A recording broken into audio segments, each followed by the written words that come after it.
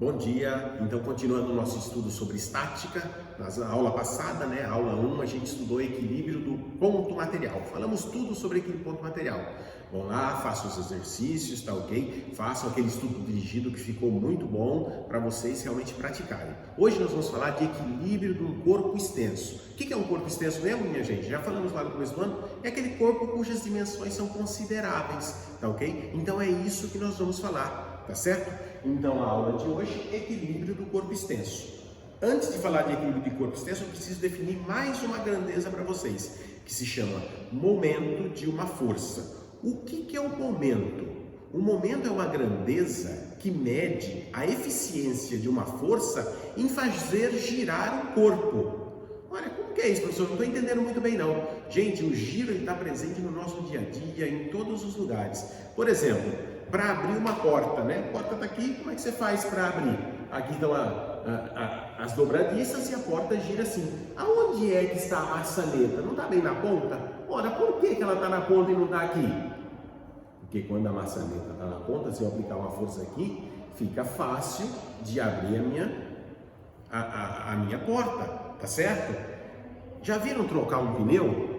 Tá certo? Já viram trocar um pneu? O que tem lá? Eu preciso desatarrachar um parafuso que está muito apertado. Para isso eu tenho uma ferramenta, né? Que é um cano, mais ou menos desse jeito aqui, tá certo? Aí eu coloco, no caso aqui, essa chave no parafuso e aplico uma força para fazer girar, ou seja, para desatarrachar aquele parafuso. Então, quando eu aplico essa força nessa chave, ele vai gerar um movimento de rotação no meu parafuso e vai desatarrachar o parafuso. Então, isso é momento, tá ok? Agora, só para a gente ter alguma ideia, se eu tenho uma chave dessa aqui, tem esse parafuso, preciso de desatarrachar, aonde que eu aplico a força?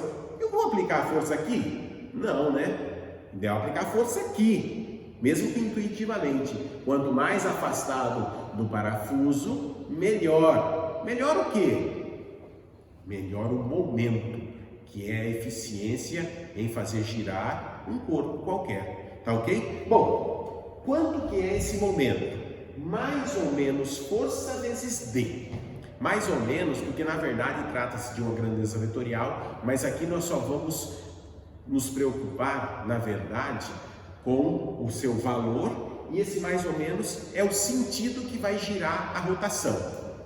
Mas, por convenção, tá? É quando a força, tende a girar no sentido horário, mais quando a força tende a girar no sentido anti-horário, mais anti-horário, menos quando a força vai girar no sentido horário, tá ok? E esse F? F é a força.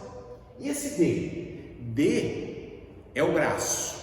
O que é o braço? Atenção, D não é a distância simplesmente não, D é o braço. O que é o braço? O braço é a distância da linha de ação da força até o ponto de rotação, que o ponto de rotação se chama de polo. Quando vocês forem estudar, vocês vão ver polo. Polo é o ponto que se quer rodar. E D é o braço, que, vou repetir, mede a distância da linha de ação da força até esse ponto considerado. Quando eu falar do exemplo aqui adiante, eu já mostro quem é esse D, que é às vezes onde o aluno se enrola, tá ok? Mas vamos aprender bem direitinho ali, e lá no estudo dirigido também está bem claro para vocês, tá ok? Então é isso. Vamos analisar como essa chave, como essa daqui, uma chave comum. E eu tenho que desatarrachar esse parafuso. O ponto de rotação, lógico, é o parafuso. É o que na física a gente chama de polo. Então seria aqui o polo O. Veja só, eu estou falando aqui, eu quero saber quanto que é o momento dessa força, dessa força e dessa força.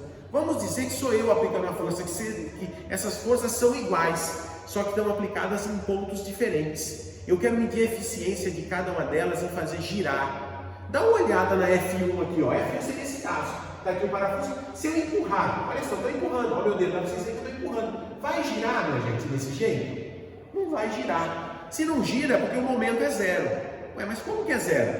É só você ver aqui, ó. Então, momento de F1 é igual a F1 vezes D. Vou chamar de D1. Mas dá uma olhada, aquilo que eu te falei, D é o braço, é a distância da linha de ação. Como que eu acho a distância da linha de ação até o ponto?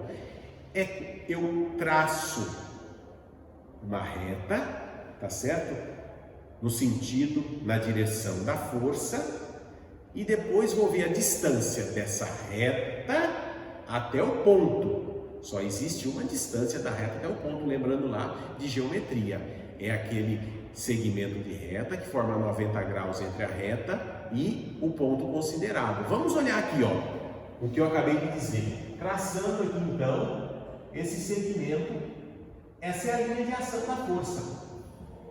Linha de ação da força F1. Qual a distância dessa linha até o ponto considerado? Gente, dá uma olhada aqui, ó. A linha passa exatamente no ponto considerado, então a distância é zero. Então D1 mais D1 igual a zero, o que implica que o momento de F1 vale zero. Ah, professor, o momento de F1 vale zero, por quê? D vale zero. D é a distância da linha de ação até o ponto considerado. Vamos ver o momento de F2, quanto que vale? Momento de F2 igual. Vamos só ver aqui, ó. F2 está aqui. Se ela empurra para baixo, F2 tem que empurrar para baixo. Ó, gira em que sentido? Horário ou anti-horário? Anti-horário. Se é anti-horário, é positivo. Então, mais F2 vezes D2. Gente, quanto que é D2? Vamos olhar aqui? Olha, linha de ação de F2. Está aqui, ó, linha de ação de F2.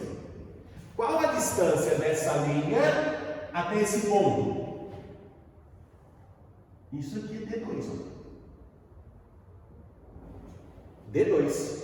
Vai dar um número diferente de zero? Vai. Aí eu teria que ter o valor da força, o valor de D2, só colocava ali e encontrava o valor. Tá ok? Então, esse é o momento de F2. Quanto que é o momento de F3? Dá uma olhada aqui. F3 está aqui. F3 está empurrando aqui, ó. Faz girar em que sentido? Dá uma olhada aqui. Que sentido é esse?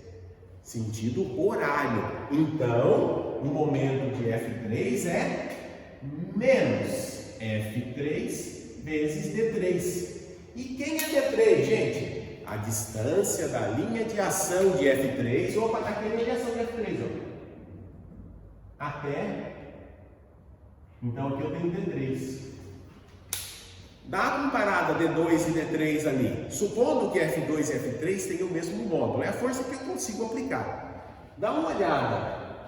Quem será maior, o momento de F3 em módulo ou o momento de F2? Professor, é o momento de F2. Já que o senhor está falando que F2 e F3 são iguais, então, como D2 é maior que D3, o momento de F2 em módulo ele é maior. É isso mesmo. Por isso que a gente pega e aplica a força o mais longe possível e perpendicularmente, tá ok? Ao movimento de giro, tá certo? Então esse é o momento de F3. E F4? Dá uma olhada aqui, F4 ali assim, ó. A minha chave aqui e eu aplicando a força aqui. Ora, isso vai produzir giro? Todo mundo sabe que não. Por que não? Porque olha só a linha de ação de F4. A linha de ação de F4, assim como a linha de ação de F1, passa exatamente pelo polo. Então, a distância D4, então o momento de F4 é igual a F4 vezes D4, porém, D4 é igual a zero, o que implica que momento de F4 igual a zero. Não produz tendência de giro, tá certo?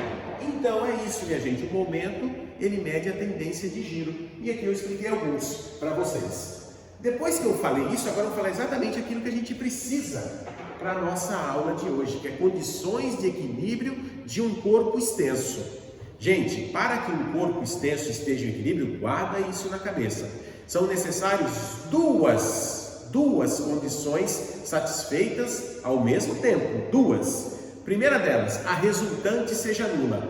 Igual do do ponto material. Então, se a resultante for nula, eu já satisfaço uma das condições, que é a condição do equilíbrio de translação. Ou seja, ele não vai ter movimento, ele não vai sair de uma posição e ir para outra, tá certo? Isso é a soma das forças ser igual a zero. E a soma dos momentos ser igual a zero. Ora, se a soma dos momentos for igual a zero, nós já vimos lá. Se a soma dos momentos for igual a zero, significa que ele não tem rotação. Então ele tem um equilíbrio de translação e o equilíbrio de rotação. Aí sim o meu corpo extenso pode estar em equilíbrio, tá certo? Gente, então a aula de hoje, o importante é isso daqui: condições de equilíbrio do ponto material. Agora vão lá para o estudo dirigido, que está ali logo em seguida, leiam novamente, que é a explicação do que eu acabei de falar para vocês, e façam os exercícios para entenderem, tá ok? Bom dia e até a próxima!